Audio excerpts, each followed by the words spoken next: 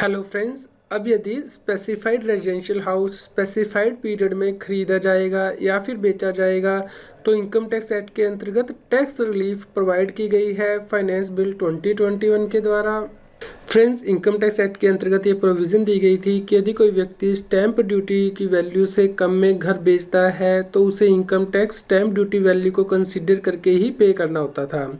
लेकिन उसके बाद गवर्नमेंट ने रिलैक्सेशन दे दी थी कि जो अमाउंट रिसीव किया जा रहा है उसमें 10% अमाउंट ऐड कर दिया जाए और स्टैंप ड्यूटी वैल्यू उससे एक्सीड नहीं करती है तो जो वैल्यू रिसीव की गई है उसे ही फुल वैल्यू ऑफ कंसिडरेशन माना जाता था और उसके अकॉर्डिंग ही इनकम टैक्स कैलकुलेट किया जाता था। फ्रेंड्स, इस एग्जांपल के द्वारा समझ लेते हैं। मान लीजिए व्यक्ति प्रॉपर्टी सेल करता है और कंसिडरेशन रिसीव करता है सिचुएशन 1 एंड 2 में 1 करोड़ रुपीज़ और स्टैंप ड्यूटी वैल्यू सिचुएशन 1 में 1 करोड़ 12 लाख रुपीज़ है और सिचुएशन 2 में 1 करोड़ 8 लाख रुपीज़ है। तो फ्रेंड्स, यहाँ पे जो स्टैंप ड्यूटी वैल्यू का परसेंटेज निकाला जाए कंसिडरेशन का तो यहाँ पे 112% बन रही है। तो इस केस में क्योंकि स्टैंप ड्यूटी वैल्यू 110% से ज़्यादा है इसलिए जो कंसिडरेशन लिया जाएगा वो स्टैंप ड्यूटी वैल्यू ली जाएगी यानी कि 112 लाख है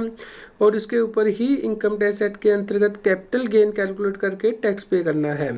लेकिन यदि आप सेकेंड केस देखते हैं तो इस केस में क्योंकि स्टैंप ड्यूटी वैल्यू 110% से एक्सीड नहीं कर रही है इसलिए इस केस में जो कैपिटल गेन कैलकुलेट होना है वो 1 करोड़ रुपीज़ के ऊपर ही कैलकुलेट होगा यानी कि 100 लाख के ऊपर, क्योंकि इस केस में स्टैंप ड्यूटी वैल्यू 110% से एक्सीड नहीं कर रही है।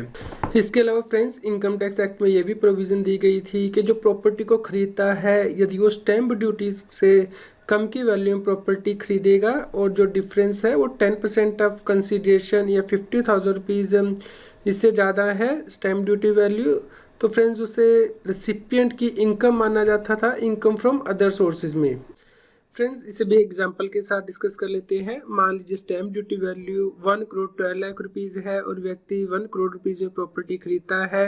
तो फ्रेंड्स इस केस में जो 12 लाख रुपीज़ है वो रेसिपिएंट के हैंड में यानी कि परचेजर के हैंड में टैक्सेबल किया जाता था इनकम फ्रॉम अदर सोर्सेज में, क्योंकि यहाँ पे स्टैंप ड्यूटी वैल्यू 10% से ज़्यादा हो रही है कंसिडरेशन की और 50,000 से ज़्यादा है। लेकिन जो सेकंड केस है वहाँ पे stamp duty value 1 crore 8 lakh है और जो प्रॉपर्टी खरीदी गई है वो 1 करोड़ में खरीदी गई है, इसलिए सेकंड केस में एडिशन नहीं होती थी रिसिपिएंट के हैंड में यानी कि बायर के हैंड में। फ्रेंड्स, अब रियल एस्टेट सेक्टर में डिमांड को बूस्ट करने के लिए ये प्रपोजल दिया गया है फाइनेंस बिल 2021 में कि इस लिमिट को इंक्रीज करके 20% कर दिया जाए, लेकिन इसके लिए कंडीशन भी लगाई गई हैं यानी कि रेजिडेंशियल यूनिट की ट्रांसफ़र होनी चाहिए 12 नवंबर 2020 से 30 जून 2021 के बीच में और ट्रांसफ़र फर्स्ट टाइम अलॉटमेंट होनी चाहिए रेजिडेंशियल यूनिट की किसी भी व्यक्ति को और जो कंसिडरेशन रिसीव किया जा रहा है वह 2 करोड़ रुपये से ज़्यादा नहीं होना चाहिए।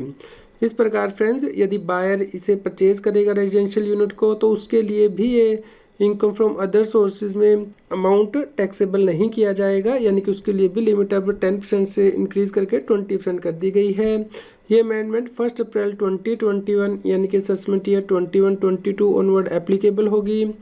फ्रेंड्स, यहाँ पे रेजिडेंशियल यूनिट का मतलब भी बताया गया है। रेजिडेंशियल यूनिट का मतलब होगा कि इंडिपेंडेंट हाउसिंग यूनिट जहाँ पे के लिविंग, कुकिंग और सैनिटरी रिक्वायरमेंट के लिए सेपरेट फैसिलिटीज़ हों